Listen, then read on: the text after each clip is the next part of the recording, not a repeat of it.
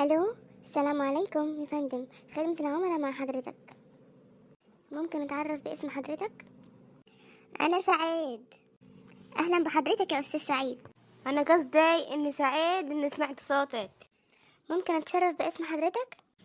دكش. مع حضرتك خدمة العملاء. ممكن اعرف استفسار حضرتك عن الخط ده ولا خط تاني؟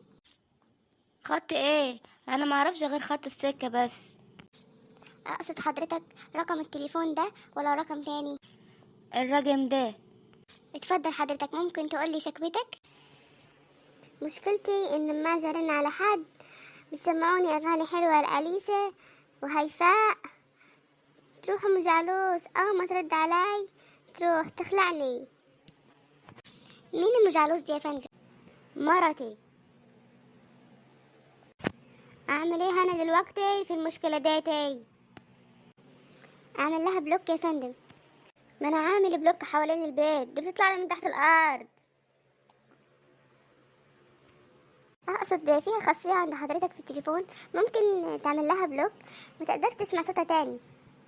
ما هي بتتصل من رقم تاني.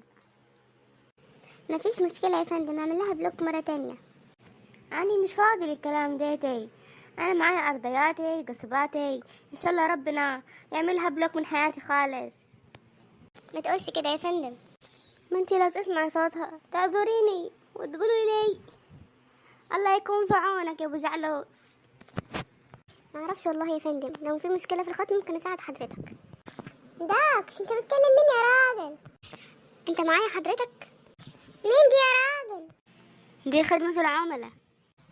وبتعمل ايه مع خدمة العملاء؟ ده انت حتى كحيان ومحلتكش رصيد.